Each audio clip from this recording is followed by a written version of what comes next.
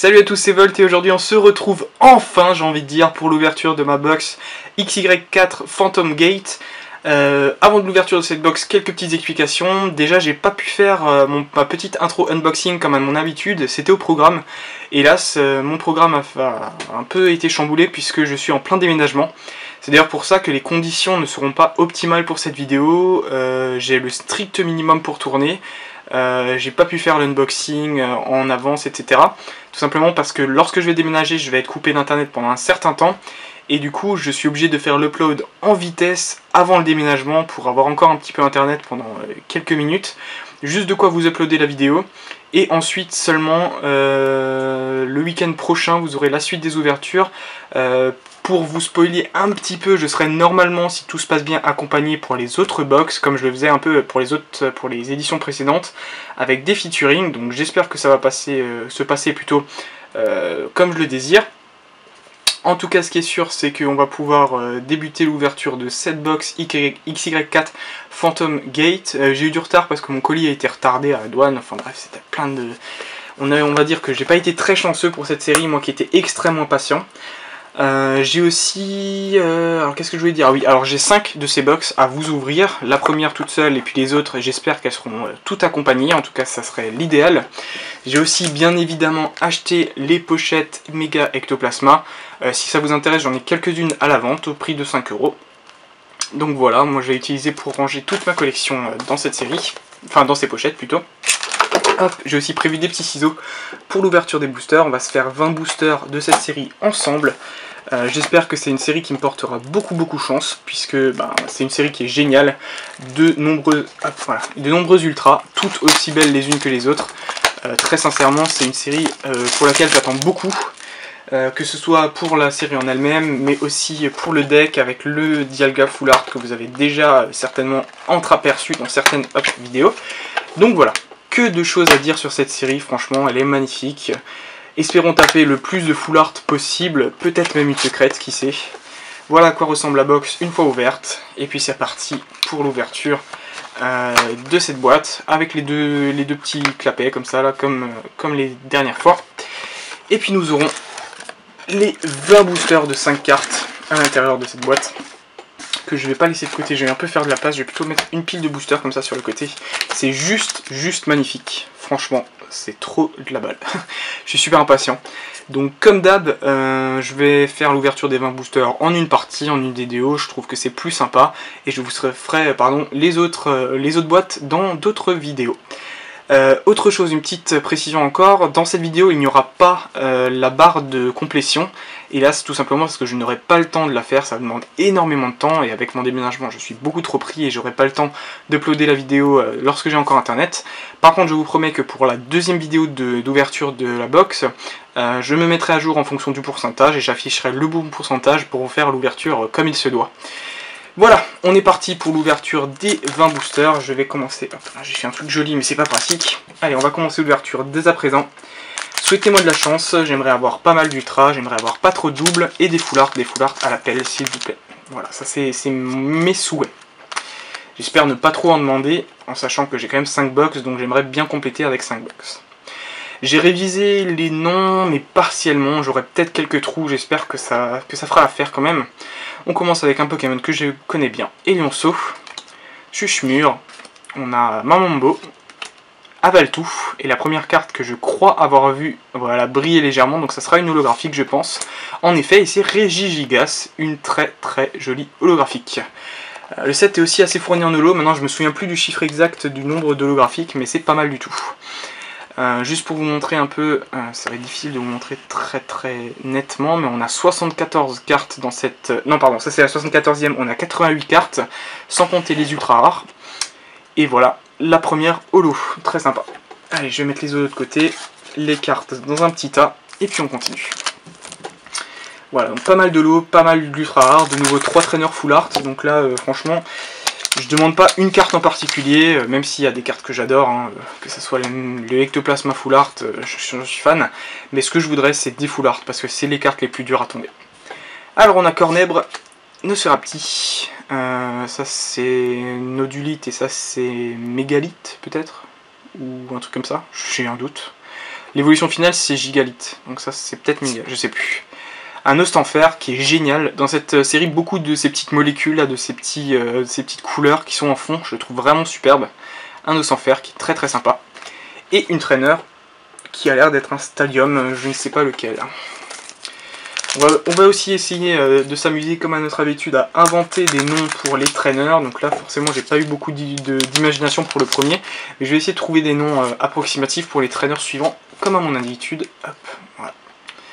On a un petit Krabi, Soloshi, Larveillette, Xantine qui a sa carte en full art. C'est un des admins de la Team Flare.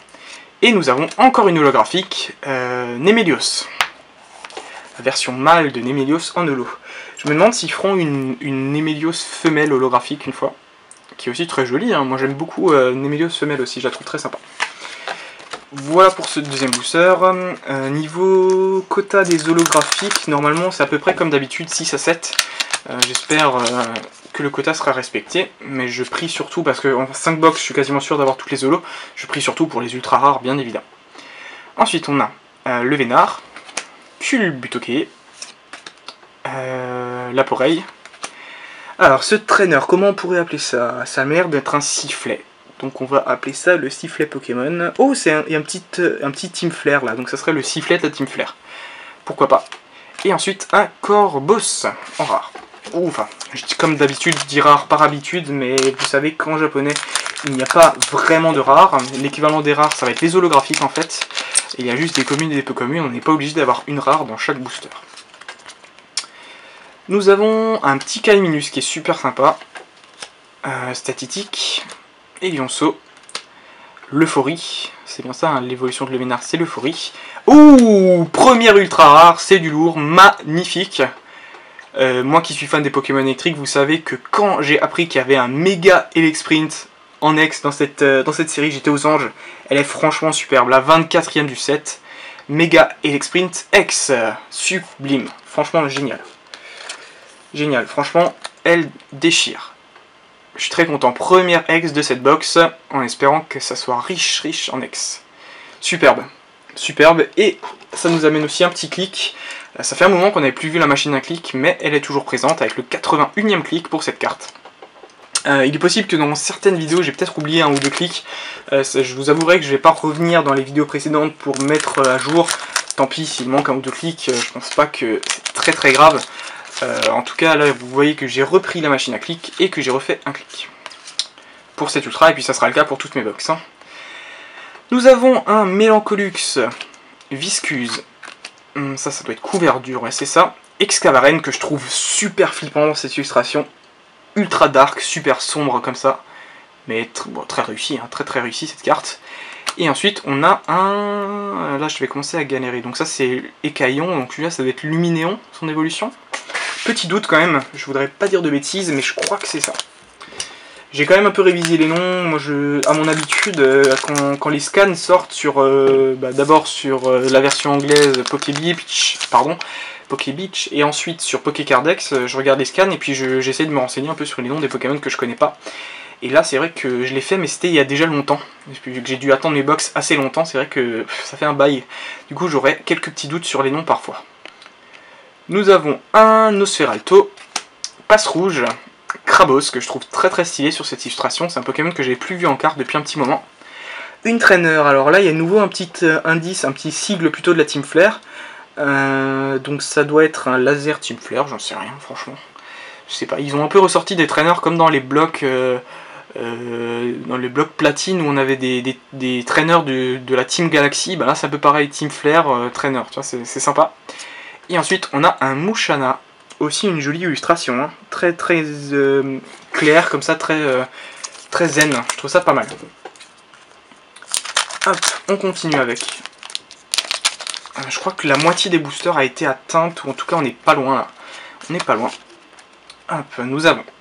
Oh, trop sympa. Superbe illustration pour le Pitrouille. Pareil avec ces petites molécules là, je sais pas comment on peut appeler ça, mais en tout cas il y en a sur quelques illustrations de cette série, en particulier sur les ectoplasmas. Génial, un Pitrouille. Ensuite, Nodulite. Diamate. C'est pas... Ouais, c'est Diamate, c'est pas Trioxide. Trioxide, attendez, elle est géniale aussi, c'est là. On a Megavolt et une holographique qui est Banshee-Trouille. Première, je crois pas me tromper en disant que c'est les premières holos qu'on voit déjà en double, c'est-à-dire deux Pokémon qui ont... Enfin, le même Pokémon qui a deux fois une holographique dans le bloc XY, puisque Banshee-Trouille avait déjà son holo au début au set de base, non? Ou bien c'était que des cylindres. Ah ben là, vous voyez, j'ai un petit doute. Je me suis mis moi-même le doute. Je pensais... En tout cas, Némélios, il avait déjà une holo, ça je suis quasiment sûr. Du coup, on se rend compte que, voilà, vu que la 6ème génération est une génération très petite en nombre de Pokémon, on voit déjà des Pokémon qui se répètent pour les holographiques. Ça, c'est tout à fait normal. Nous avons un Chakripan, Nosferapti, Kaiminus, la fameuse nouvelle énergie, une énergie psy spéciale qui s'appelle en anglais Mystery Energy, donc c'est une énergie mystère, je pense qu'ils la traduiront comme ça, en tout cas, ça serait logique. Et en rare, nous avons un Lance-Argot. Je sais pas pourquoi ils l'ont remis ce Pokémon, je l'aime pas du tout. Je suis encore traumatisé de... Ah, c'est dans quelle série où elle tombait tout le temps? Je sais plus si c'était Glaciation ou Explosion Plasma, un truc comme ça. Je sais plus, mais cette carte elle tombait tout le temps, elle m'a complètement traumatisé, j'avais plus envie de la voir, mais plus du tout, et ils l'ont remis dans cette série. C'est dommage. Mouna, Larveillette, Chuchemure, Manternelle, très très jolie. Et une holographique encore, Itran, type acier. Superbe. On a quelques petits légendaires hein, quand même en holo. Mine de rien, petit Itran, Regigigas, tranquillou. Ça passe, hein. C'est cool. Ça fait déjà ma 4ème holo, je crois. Ouais, 4 holos. Et il me reste 2, 4, 6, 8, 10. Ah bah vous voyez, je me suis trompé tout à l'heure. J'étais même pas encore arrivé à la moitié. La moitié, c'est seulement maintenant. Là, il me reste plus que 10 boosters. Alors... Tac, on passe à la suite, on ne s'arrête pas en chemin. Alors moi je les ouvre au ciseau mes boosters, hein, je trouve ça quand même beaucoup plus pratique. Du coup pile poil à moitié, pour le moment une méga, 4 holographiques. La deuxième partie sera, je pense, pas mal. Carabing. Alors l'évolution de Kaiminus, c'est Crocodile, voilà. Galvaran que je trouve génial, probablement ma commune préférée de cette série. Le Galvaran déjà je l'adore, je le trouve trop mignon, et avec les molécules je trouve que ça pète, ça ressort comme ça à l'illustration, je vais faire un petit zoom quand même, il le mérite. Regardez ça comme il est beau, trop joli, vraiment superbe. On a ensuite un Graiena, petit coucou à Aksu qui adore Medina et Graiena, je pense qu'elle est très contente qu'ils apparaissent dans cette série. Il y a aussi... ouais, c'est un Pokémon qui est vraiment cool, je suis content qu'il apparaisse dans cette série. Et aussi Drakena, voilà, je réfléchissais à qui adorait Medina aussi, bah il y a Drakena, qui était de retour sur YouTube, donc je te fais un petit coucou, et à Aksu. Ensuite, on a, cette carte, envoie du lourd, c'est le dernier recours de Lysandre, Last Resort, qui s'appelle en anglais, donc Lysandre Last Resort, donc le dernier recours de Lysandre. Ça rappelle bien l'aventure, si vous avez joué à XY dans l'aventure, c'est quand il devient un peu fou, qu'il a sa machine et qu'il sort son méga Léviator. Et cette carte est la deuxième trainer full art après Xantine. Donc c'est franchement du lourd cette carte, elle est magnifique. C'est la trainer full art que j'ai vu tomber le moins de fois. C'est donc selon moi celle qui va coter le plus. Bien sûr c'est qu'une estimation, hein. C'est qu'une estimation de ma part, mais c'est souvent le cas. Encore une très jolie illustration, mine de rien, les illustrations où il y a les molécules, je les trouve géniales. C'est un sucroquin, magnifique, franchement superbe. Mimitos, Soloshi, Rapace d'épique, première génération en force dans ce booster avec le Mimitos que j'aime bien et qu'on n'avait pas vu souvent en plus en illustration, c'est cool. Et deuxième ex de cette box, le Florge X. Alors ça vous voyez c'est un Pokémon que je m'attendais pas du tout à voir en ex dans cette série. Mais pour contrecarrer un peu, pour faire une comment dire, on a l'obscurité du méga ectoplasma avec la fraîcheur du Florge X que je trouve génial. Vous voyez des petites fleurs partout, l'illustration qui est superbe. Franchement je l'aime bien cette carte, je l'aime bien. C'est pas ma préférée c'est sûr, bien sûr, c'est dur de faire mieux que l'Exprint et Ectoplasma, mais mine de rien elle assure cette illustration, elle est très très jolie. Deuxième ex de cette box qui va m'apporter un deuxième clic tout de suite. 82, voilà, ça avance mine de rien. Pour les 100 clics, je ferai quelque chose, c'est promis. Je pense que ça ne saurait tarder. Alors, hop, je vais mettre ça de côté. Ça veut pas, il veut pas s'en aller. Voilà. Ouais. Alors, ensuite nous avons Tiens, une illustration qu'on n'avait pas encore vue, le Funessir, très très joli, très mignon. Ramboom, Scorplan, aussi très mignon, très rigolo je trouve sur cette illustration. Un Pachirisu, et pour la rare, alors là, ça c'est très original aussi comme trainer, j'avais pas encore vu ça. C'est un espèce de mascotte, ou de, pas de mascotte, plutôt comme un bouc émissaire si vous voulez, qui aura 30 points de vie, c'est écrit là sur l'illustration, de la Team Flare.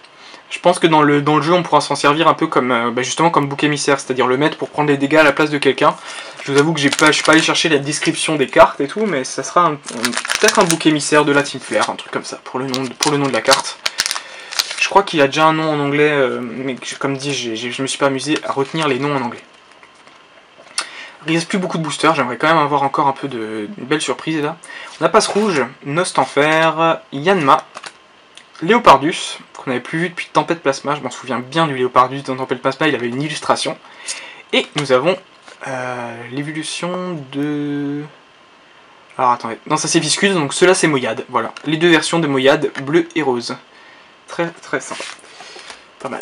Du coup il reste plus que... Ah, il faut pas... 1, 2, 3, 4, 5. Faut pas que j'oublie pour les 5 derniers boosters, je vais faire mon petit délire de fin, comme à mon habitude. Je l'avais presque oublié, hein, j'avoue, mais là je suis arrivé au 6ème booster et d'un coup ça m'est revenu à l'esprit. C'est-à-dire, mon petit délire de fin, pour ceux qui ne le connaîtraient pas, c'est qu'à la fin, les 5 derniers boosters, je vais prendre les 5 derniers rares potentiels, les poser sur le tapis et les révéler tout en même temps, en espérant avoir de bonnes surprises et de l'émotion pour la fin. Alors, on a cette fameuse carte que je ne me souviens plus, Mégalith... Non, ça c'est Nodulite, ensuite l'évolution finale c'est Gigalith, donc est-ce que c'est Mégalith? Ça sonne pas juste, j'ai l'impression de me tromper, je me souviens plus. On a un Sapero, un Medina qui est superbe sur cette illustration. Je trouve trop mignon. On a 2 anneaux... Ah non, c'est un Elexprint au fond, ouais. On le voit presque pas avec la lumière là, je le voyais presque pas. En fait, c'est un méga Elexprint avec 2 anneaux électriques. Très sympa. Et... Oh ouais, oui, magnifique. Un Ectoplasma X. Il m'en fallait un au moins dans cette box. Hein. Franchement, le Pokémon emblématique, l'illustration qui déchire avec les molécules partout, de toutes les couleurs. Franchement, qu'est-ce qu'elle déchire cette carte. Qu'est-ce qu'elle déchire, elle est magnifique. Franchement, elle est superbe, je suis très très content. Très très content d'avoir cette carte qui va m'apporter du coup le 83e clic. Et du coup, nous avons 3 ex dans cette box pour le moment. 2 normales et une méga. Du coup, les 5 derniers boosters, ceux pour lesquels je vais faire le suspense, ça peut être que du bonus, que du positif. Ça me ferait bien sûr, ça me ferait très plaisir d'avoir quelque chose, vous voyez, 5 boosters. Hop, je trouve ça magnifique, rien que comme ça, franchement. Je sais pas ce que vous en pensez, mais voilà, les 5 derniers boosters, on va faire le petit suspense final. Alors, on commence tout de suite par le premier. Donc, je vous montre juste les communes et les peu communes. Le reste, la dernière carte en fait, juste la dernière, je la pose sur le tapis, tout de suite, dès le début. Voilà, elle est là, et elle attendra la fin. Piafabec, Funessir, Nodulite, Abaltou. Mine de rien, on a encore des cartes qu'on n'avait pas vues, hein, des cartes inédites, c'est-à-dire dans cette ouverture, par exemple, le petit... comment il s'appelle? Le Medina du booster d'avant qu'on n'avait encore pas vu. Dans ce booster, on avait aussi le Piafabec qu'on n'avait pas encore vu, c'est sympa. Alors, deuxième rare, posé. Ensuite, Gloupti, Sucroquin, que j'adore. Pitrouille, que j'adore aussi. Et Aéromite, que j'adore. Franchement, génial.